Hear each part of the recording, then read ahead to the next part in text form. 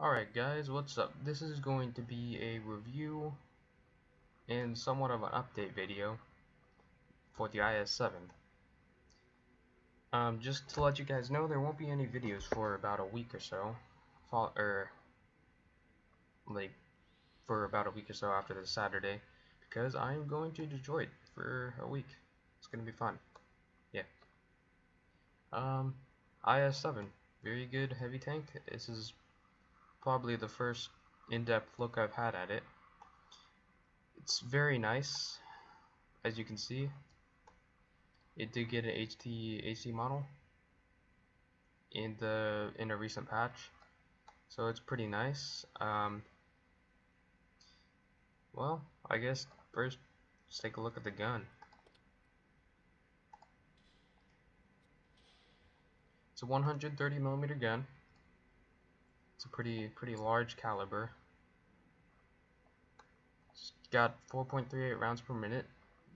It's not bad for a heavy tank, but it's definitely no medium tank. 250 average, and then 303 with gold, so not the best. In fact, well, it's not that much worse than the E5 or the 50B. 490 damage, that's pretty good. 0.4 accuracy, well, what do you expect with a Russian tank? And so it can fire armor piercing, APCR, and high explosive. So the gun, you basically have to use it up close because of this and this, but you're gonna do a lot of damage. So next, let's take a look at the vehicle statistics in general. 2,150 hit points, not the best of any tier 10, but not the worst. 1,050 horsepower, that's pretty good. Well, it would have been very good for a tank lighter than this, but it's a very heavy tank. It's 68.29 tons. 59.6 top speed. Now, you're not going to get there unless you're going downhill. 28 degrees traverse speed, that's pretty okay. We'll check it against one of the more maneuverable heavy tanks, the E5, which I also have.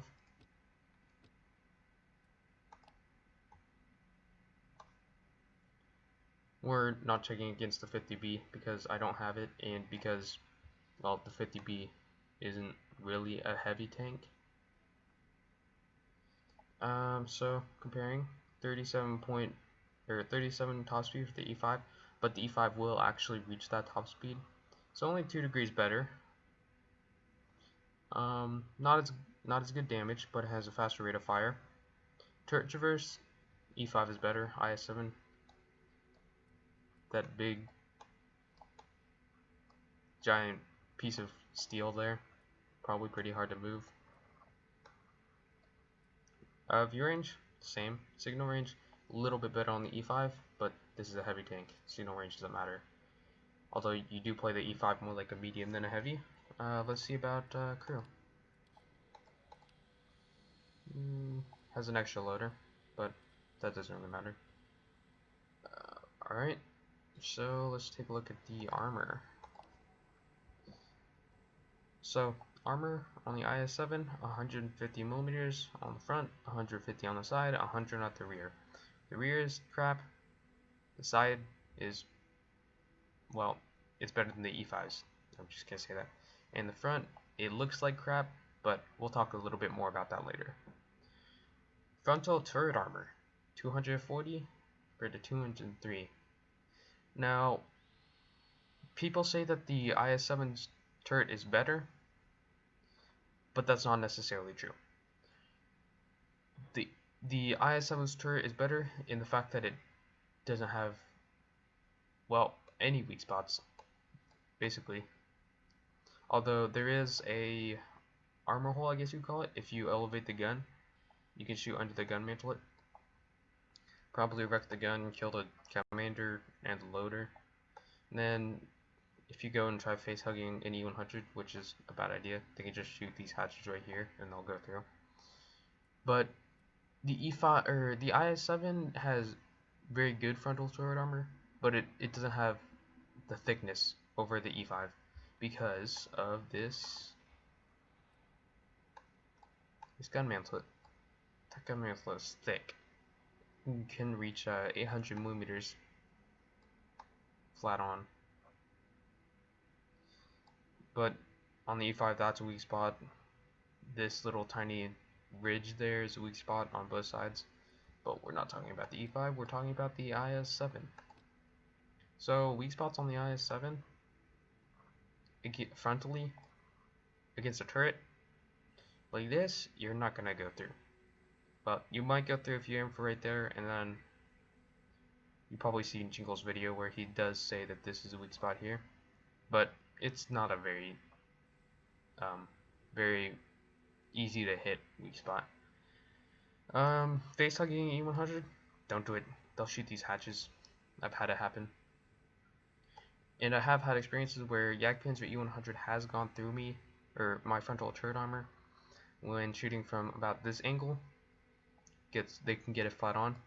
They went through with normal armor piercing, no gold. Well, let's move this window out of the way, and this one.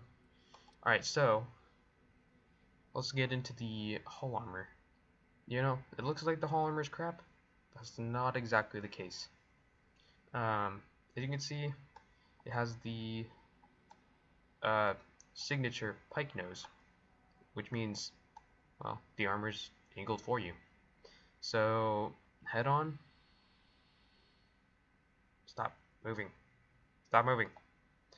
You hit it right here, you're probably going to bounce or ricochet. So, basically, one of three things can happen. The first thing is, you're just going to hit this and bounce off. Second thing is, you're going to hit that and ricochet off. Third thing is, you're going to hit it and go through.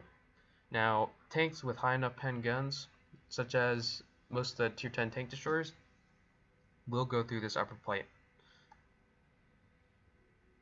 As long as, well, the Yagpin G100 go through the upper plate, probably the T110E3 as well, the FV215B183,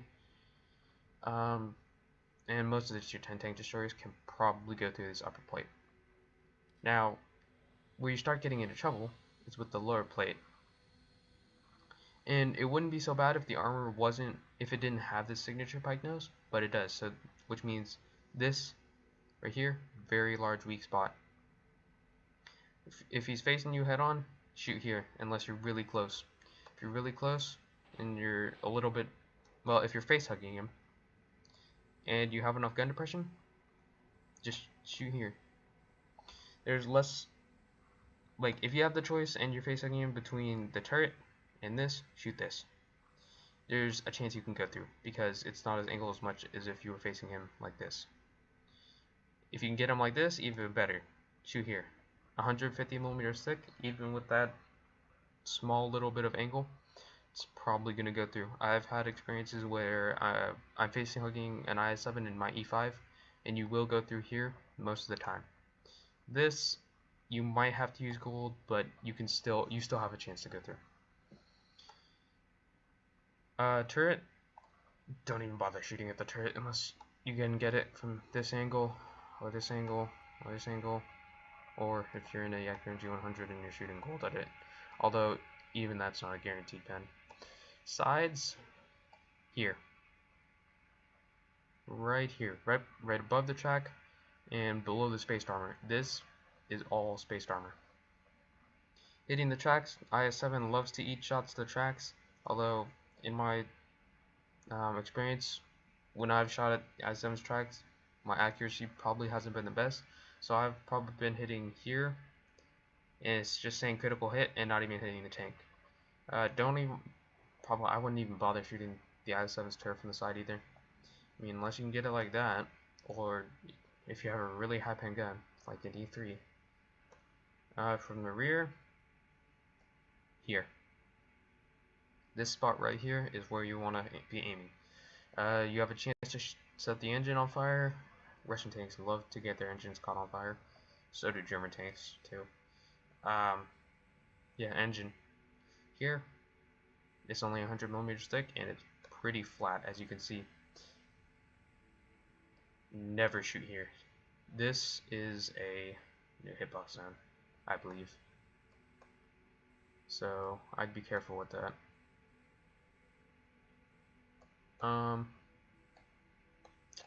That's basically all the frontal weak spots. Now, equipment fit.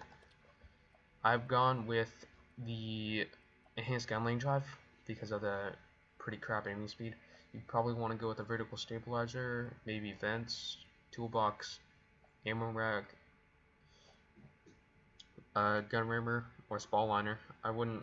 Well, maybe the fuel tanks because you do tend to get lit on fire. Cyclone filter maybe. Depending on your playstyle, if you seem to be getting on fire a lot or getting immerect, obviously choose whatever would help you stay alive longer. I wouldn't recommend binocular telescopes, camouflage net, or coated optics because you're going to be right up in their face. This thing does like to get shot by arty. As you can see, its engine deck not very large, but the top of that turret is huge, and it's not that strong on the top. And so let's get into some gameplay.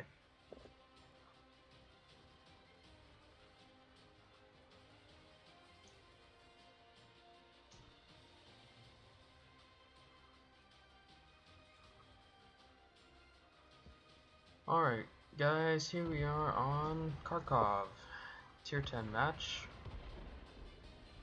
Don't have too many heavy tanks to worry about on the enemy team, just the E100 and the IS7. However, the Jagdpanzer E100, or Jaeger as some people like to call it, can give us some trouble.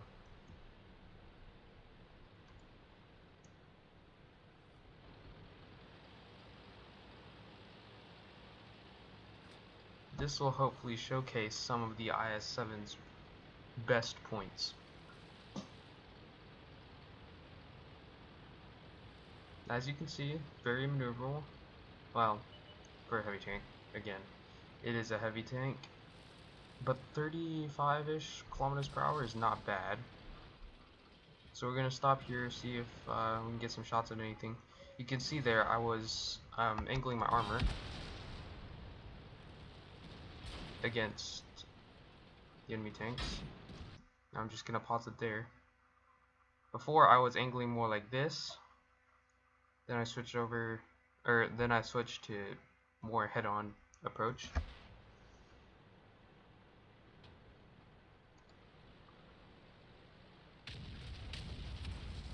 So right now I'm just kind of waiting for enemy tanks to move up.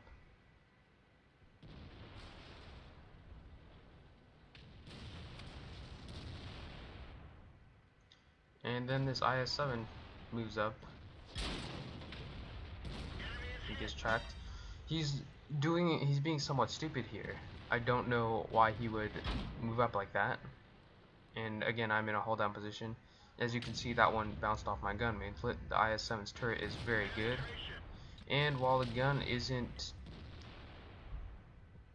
impressively accurate, it's accurate enough to hit tanks at this range.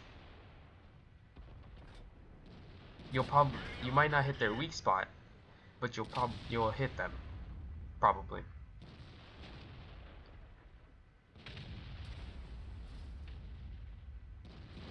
You're really surprised with this T-44, so I decided to just take him out of the game. I usually try and hit low health tanks, because if you can take their guns out of the game, that's one less gun that can shoot you back. And then I'm gonna try and get a shot into this T-34. I was really surprised with that shot. I did not expect that to hit the commander's hatch and actually go through. I kind of rushed this shot, hoping to take him out quick, but it didn't happen. And somebody else finishes him off. Now I'm thinking about going over there to help the E100, but he just died, so I'm going to stay here in this strong position. I'm thinking that Yak Panzer E100 is probably going to move up, but then I get distracted by this IS7.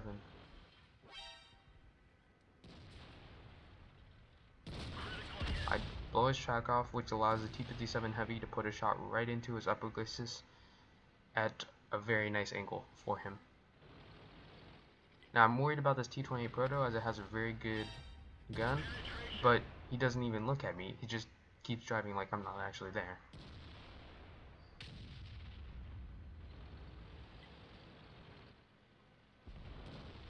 And then this Jagdpanzer E100 as well. I even miss him, and he just keeps on driving. He doesn't even care that I'm over here.